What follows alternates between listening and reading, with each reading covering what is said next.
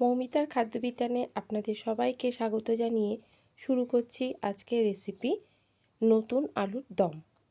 আমি অল্প মটরশুঁটি দিয়েছি এখানে, আর সম্পূর্ণ ঘরোয়া পদ্ধতিতে করেছি।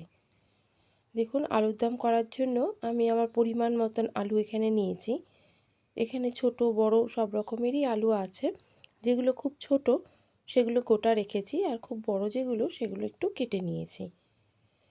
দুটো বড় সাইজের টমেটো আর দুটো কাঁচা লঙ্কা আমি চিড়ে নিয়েছি। আর কিছু মশলা এখানে ব্যবহার করব। এখানে 2 চামচ মতন আদা আমি একটু গ্রেট করে রেখেছি, আমি এখান থেকে 2 চামচ নেব। আর বাটিতে কিছু গুঁড়ো মশলা, এটা আমি জলে ভিজিয়ে রাখবো। এখানে লঙ্কার গুঁড়ো, কাশ্মীরি লঙ্কার গুঁড়ো, হলুদ, ধনে গুঁড়ো, জিরে গুঁড়ো আর 1 চামচ মতন আমি এখানে বড় চামচের 1 চামচ নিয়েছি আলুর দমের মশলা। এই 4-5টা মশলা আমি একটু জল দিয়ে ভালো করে ভিজিয়ে রেখে দেবো। ততক্ষণে আমার আলুগুলো ভাজা হয়ে যাবে আর মশলাটা খুব সুন্দর ফুলে উঠবে। দেখুন, সমস্ত মশলাগুলো আমি ভালো করে মিশিয়ে নিয়ে এবার একটু জল দিয়ে ঘন একটা পেস্ট তৈরি করে রেখেছি। এতে কি হয়, রান্নার স্বাদটাও খুব বাড়ে আর মশলাটা খুব সুন্দর ভিজে নরম হয়ে যায়। যে ডাস্টগুলো থাকে খুব সুন্দর পেস্ট হয়ে যায়। আপনারা এটা চাইলে মিক্সিতে আরেকবার একটু পেস্ট করে নিতে পারেন। এবার আমি একটা বড় কড়াই নিয়েছি। কড়াইতে আমি একটু সরষের তেল দেব, কারণ পুরো রান্নাটাই আমি সরষের তেলে করেছি আর সম্পূর্ণ নিরামিষভাবে। এখানে আমার 50 গ্রাম সরিষার তেল আছে। এবার আমি এতে কিছু ফোড়ন দেব। আমি এখানে দুটো তেজপাতা দিয়েছি,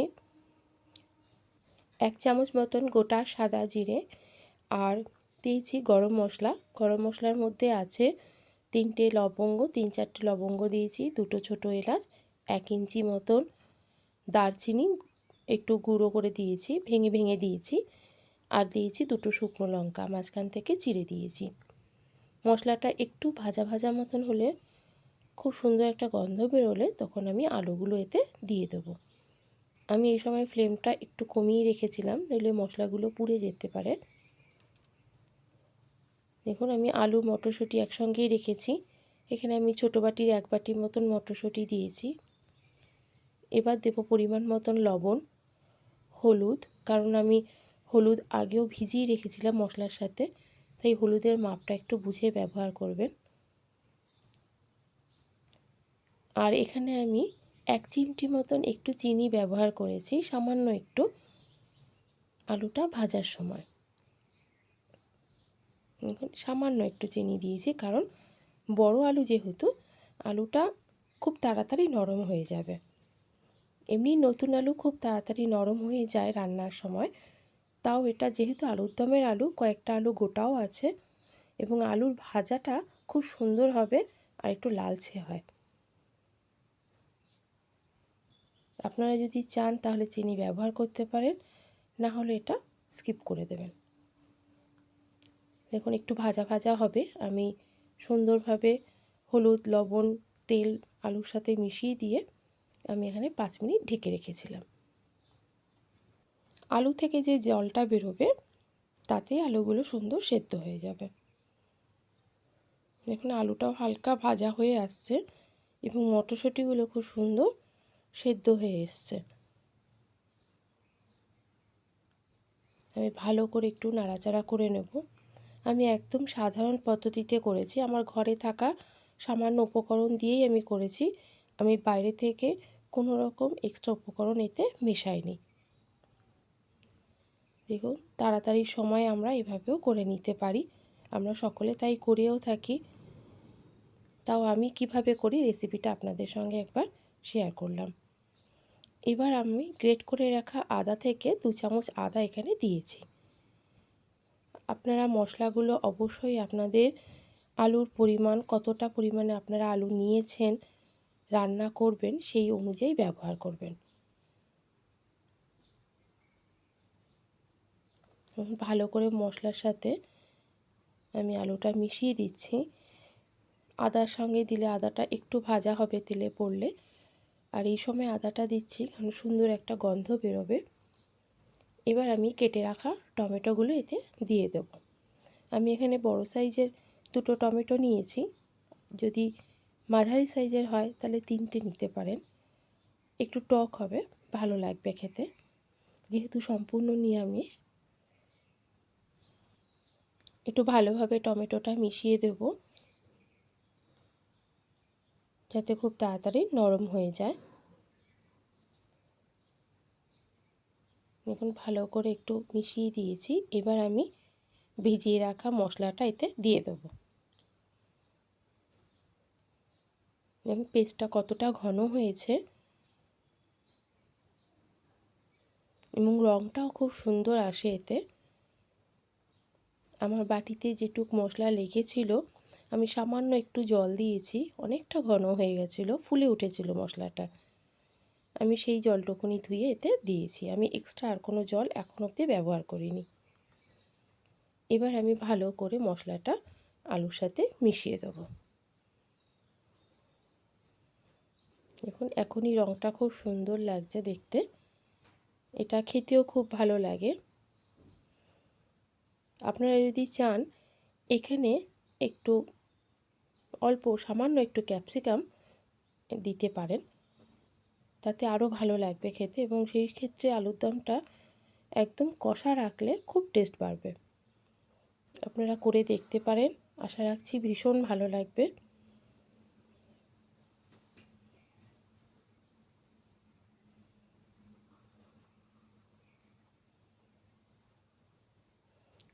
দেখুন এবার আমি ভালো করে নেড়ে নিয়ে মশলার সাথে ঢেকে রেখেছিলাম। 5-6 মিনিট পর আমি ঢাকনাটা খুলে দেখুন আর মশলাটা খুব সুন্দর মিশে গেছে আলুর দমের সাথে এবং আলুগুলো ভালো নরম হয়ে এসেছে, মশলা থেকে তেলও ছেড়েছে। দেখুন আমি মশলাটা আরেকটু কষিয়ে নেব, টমেটোগুলো আরেকটু নরম হবে। এখন আমি খুন্তি দিয়ে কেটে দেখিয়ে দিচ্ছি আলুগুলো কতটা সেদ্ধ হয়ে গেছে। যেহেতু আলুগুলো একটু বড় আছে আমি আরেকটু সেদ্ধ করব আলুগুলো। দেখুন আমি খুন্তি দিয়ে কেটে একটু দেখিয়ে দিচ্ছি আলুগুলো কীরকম সেদ্ধ হয়েছে, খুব সুন্দর সেদ্ধ হয়েছে।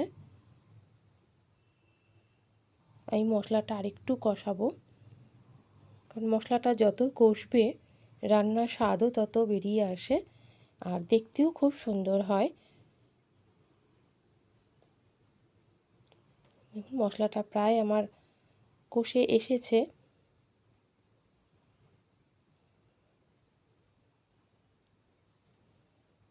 এবার আমি এতে 2 চামচ মতন টক দই দিয়েছি, একদম 2 চামচ। দেখুন টক দইটা আমার ঘরে ছিল রাখা, আমি ভালো করে একটু লবণ দিয়ে জল দিয়ে ভালো করে টক দইটা ফেটিয়ে রেখেছিলাম। এবার আমি এটা সবার শেষে মিশিয়েছি। এবার টক দইটা মেশানোর সাথে সাথে কি সুন্দর তেল ছেড়ে দিয়েছে আর দেখতেও কত ভালো লাগছে। টক দইটা দেওয়ার পর আমি আরও 5 মিনিট এটাকে সুন্দর করে কষিয়ে নেব। এই সময় বলি আমি আঁচটা কিন্তু একদম মিডিয়ামে রেখেই করেছি, আমি হাই ফ্লেমে দিইনি। দেখুন তাতে কি হবে, হাই ফ্লেমে দিয়ে করলে আমার রান্নাটা তাড়াতাড়ি হবে ঠিকই, মশলাগুলো খুব সুন্দর একটা কষাও যাবে না আর খুব তাড়াতাড়ি আমাকে এতে জল দিয়ে দিতে হবে, নইলে তলায় লেগে যেতে পারে। আমি যেহেতু আঁচটা মিডিয়ামে রেখেছিলাম আমার কিন্তু মশলা একটুকু কড়াইতে লাগেনি, খুব সুন্দর হয়ে উঠে আসছিল। দেখুন কি সুন্দর তেল ছেড়েছে, ঘন হয়ে গেছে। আপনারা চাইলে আলুর দমটাকে এভাবেও রাখতে পারেন যারা এরকম খেতে পছন্দ করবেন, কিন্তু আমাদের বাড়িতে সবাই একটু গ্রেভিটা চায়, তাই আমি এতে একটু জল দেব। জলটা একদমই অল্প দেব কারণ আমার আলুটা অলমোস্ট সেদ্ধ হয়ে গেছে। একটু লবণ লাগবে যেহেতু জল দেব, তাই পরিমাণ বুঝে আমি একটু লবণ দিয়েছি, দিয়ে সামান্য একটু গরম জল আমি এতে দিয়েছি, তাতে স্বাদটা অক্ষুণ্ণ থাকবে। দেখুন ভালো করে একটু নাড়িয়ে নেব। সমস্ত মশলার সাথে জলটা ভালো করে মিশিয়ে দেব।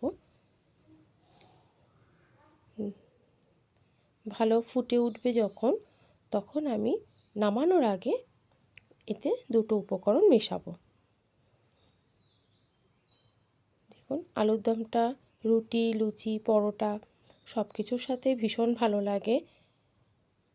যারা নিরামিষ খান তারা পোলাওয়ের সাথেও খেতে পারেন। সম্পূর্ণ সাধারণ পদ্ধতিতে করা এবং একদমই ঘরোয়া পদ্ধতিতে। দেখুন ঝোলটা আমার ভালো ফুটে উঠেছে। এবার আমি এতে কেটে রাখা পরিমাণ মতন একটু ধনেপাতা দেব। এখানে 3-4 চামচ ধনেপাতা আমি দিয়েছি। দেখুন আপনারা বুঝে ব্যবহার করতে পারেন।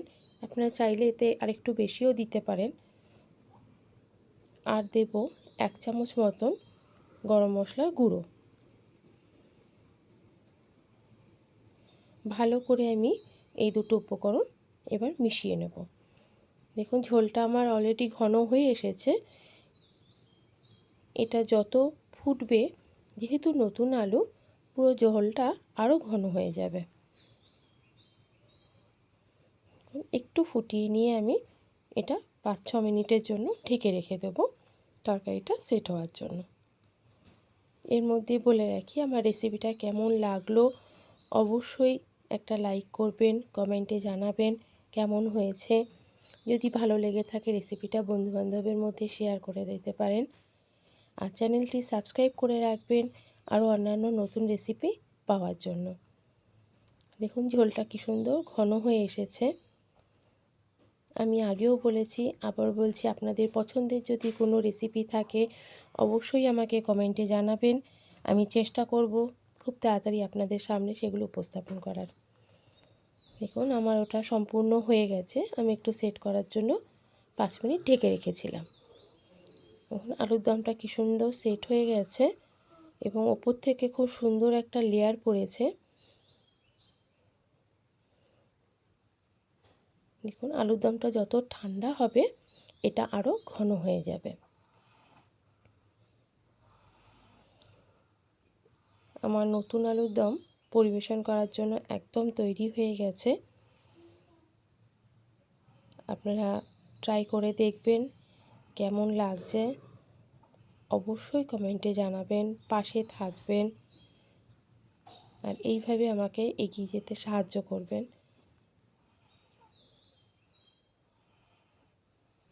দেখুন আমার আলুর দমটা একদম তৈরি হয়ে গেছে। আর কয়েকটা আলু একটু ভেঙেও গেছে।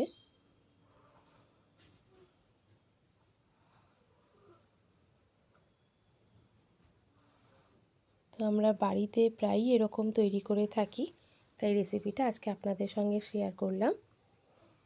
এটা লুচি, পরোটা, রুটি এগুলির সঙ্গে ভীষণ ভালো লাগবে। এছাড়াও আমার অন্যান্য আরও অনেক রেসিপি আছে, আপনারা চাইলে সেগুলো দেখতে পারেন এবং জানাবেন কেমন সেই রেসিপিগুলো হয়েছে। তো এতক্ষণ আমার সাথে থাকার জন্য, ভিডিওটি সম্পূর্ণ দেখার জন্য আপনাদেরকে অসংখ্য ধন্যবাদ।